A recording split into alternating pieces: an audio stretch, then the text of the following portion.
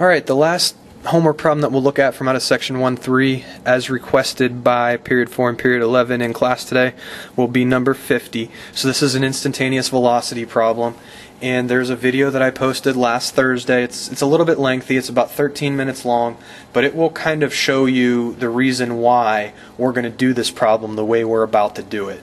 So if this doesn't sit well with you after we go through it, go check last Thursday's posting and check that one out.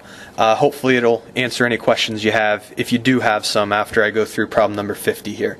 But I'm just referring to something that's in our textbook on page 95. This formula right here is one that you can use to find the instantaneous velocity of an object if its position function is given by f of t. Okay, now the specific version of this instantaneous velocity formula will work when t is 1. So you'll notice we have a 1 here, and we also have a 1 here. In problem number 50, we're going to find the instantaneous velocity at 0, so we're going to have a 0 going here and a 0 going there.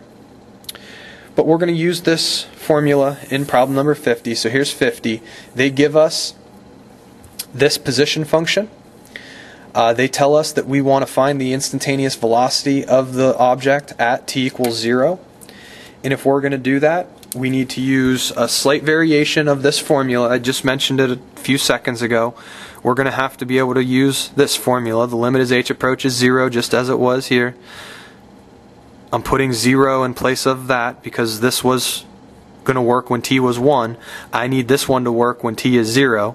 So I'm going to have 0 plus h minus f of 0, and this is all over h. So if we try to compute this limit, we're going to be in luck finding the instantaneous velocity of this object at t equals 0. Now before I go to this great big formula, which has a difference in the numerator and then just an h in the denominator, I'm going to compute these two individual components of the numerator. I'm going to compute f of 0 plus h. I'm also going to compute f of 0. So if I'm looking for f of 0 plus h, and this is the function f of t that I'm using to do so, I need to put 0 plus h in place of this t. So this is going to be equal to 0 plus h, quantity squared, plus 2. Just going to leave that as is for a moment, and I'm going to compute f of 0.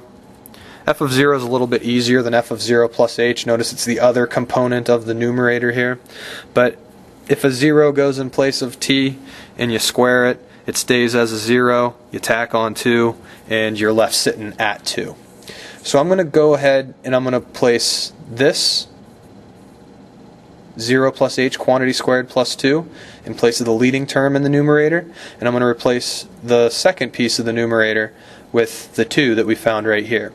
So the instantaneous velocity at 0 is going to be found by doing the limit as h approaches 0 of f of 0 plus h, which is here.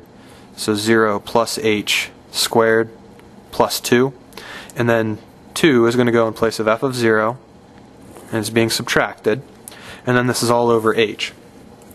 Now, you might think, why did I put a 0 plus h quantity squared here? Because 0 plus h is just h, and I'll definitely agree with that. But the reason why I chose to keep the 0 plus h here is because if you were doing the instantaneous velocity of this object at 1, at 2, at 10, you wouldn't luck out in having just a single term being squared here. You'd have 2 plus h, 10 plus h.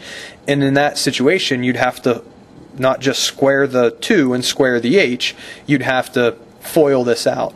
So in a situation where 0 is not the value that goes in place of your t's, you're going to need to FOIL this out or expand this. If it's a cube there, then you're going to have to be a little more careful and kind of take FOIL to another level. But in this case, we do luck out.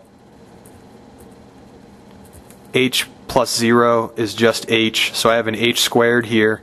The plus 2 and the minus 2, they take care of each other, so I'm just going to get rid of them. This is over h. Now notice if I put 0 in place of those h's, I do get 0 over 0, but you're hopefully thinking ahead and saying, well, I can cancel. So before I put 0 in place of anything, I'm going to take one of the h's from the numerator, cancel with the h in the denominator, and if I put 0 in place of that h, I end up with an instantaneous velocity of 0 at 0 for this particular object. If you are struggling a little bit here, there is another example like this one. As I said, I show a little bit about where this sort of formula comes from, why we use it for instantaneous velocities in a video that I posted last week. So go check that out and let me know if you have any questions.